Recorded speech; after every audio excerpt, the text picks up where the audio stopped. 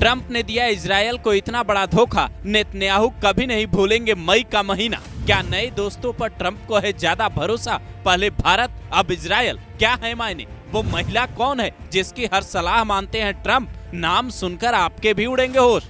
क्या अमेरिकी राष्ट्रपति ट्रंप को नए दोस्तों पर ज्यादा भरोसा है? वो पहले भारत को 3 तरीके से धोखा देते हैं, उसके बाद अपने सबसे प्रिय दोस्त इजरायल से भी दोस्ती नहीं निभा पाते, जिससे इजरायल के प्रधानमंत्री बेंजामिन नेतन्याहू भी हैरान हैं। तो सवाल है, ट्रंप आखिर ऐसा कर क्यों रहे हैं? उनकी महिला सलाहकार वो कौन है जिनका नाम सुनते ही कईयों के होश उड़ गए? इसे समझने के लिए पहले ये जानिए कि ट्रंप ने इजरायल को धोखा कितना बड़ा दिया है। ये तस्वीर है ट्रंप के सऊदी अरब दौरे की, जहां वो 142 अरब डॉलर की डील करते हैं, जिसमें अमेरिका सऊदी को इतने पैसे का हथियार देगा। लेकिन सऊदी और इजरायल में चूंकि संबंध सामान्य नहीं है, इसलिए अमेरिका ने बरसों पहले ये कहा था कि जब तक सऊदी अपने रिश्ते इजरायल से सामान्य नहीं करता, कोई डील नहीं होगी। तो ऐसी क्या मजबूरी हो गई कि ट्रंप को अब ये कहना पड़ रहा है कि ये सऊदी पर निर्भर करता है कि वो रिश्ते कैसे सामान्य करेगा, हमने डील कर ली है। इससे पहले ट्रंप उस राष्ट्रपति से भी मिले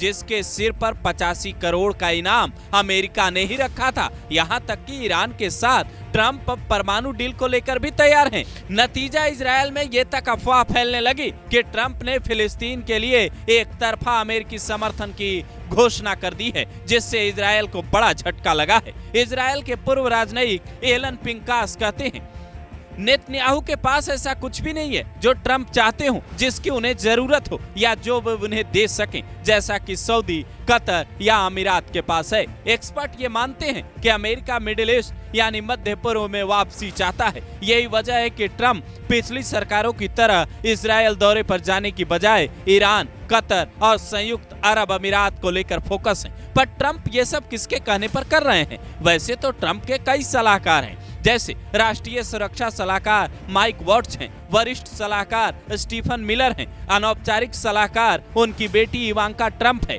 चीफ ऑफ स्टाफ सूसी वाइल्स हैं, जो अमेरिका की पहली महिला चीफ ऑफ स्टाफ भी हैं। लेकिन ट्रंप जिनकी सलाह सबसे ज्यादा मानते हैं, उनका नाम है अलीना हब्बा, जो ट्रंप की वकील और महिला सलाहकार हैं। वो न्यू जर्सी की रहने वाली हैं। साल 2020 में इन्होंने अपनी लॉ फर्म शुरू की और साल 2021 में ट्रंप की कानूनी टीम का हिस्सा बन गई। साल 2024 के चुनाव में भी इन्होंने बड़ी भूमिका निभाई, जिसके बाद चुनाव जीतते ही डोनाल्ड ट्रंप ने इन्हें अपना सलाहकार नियुक्त कर दिया। कहा जाता है अलीना हब्बा ने कई कानूनी मामलों से ट्रंप को राहत दिलवाई है। उनकी कानूनी पकड़ के अलावा वहां के राजनीतिक मामलों और वैश्विक मामलों की पकड़ भी काफी अच्छी है। यही वजह है कि ट्रंप इनकी सलाह खूब मानते हैं। हालांकि किसी भी देश में कोई नई नीति लागू करने से पहले सरकार को कई स्तर पर सलाहकारों के सुझाव से गुजरना पड़ता है और फिर फाइनल नीति बनती है। ट्रंप का मिडिल ईस्ट दौरा फिलहाल यही कहता है कि अमेरिका अपनी नीति बदल रहा है, जिससे इजरायल को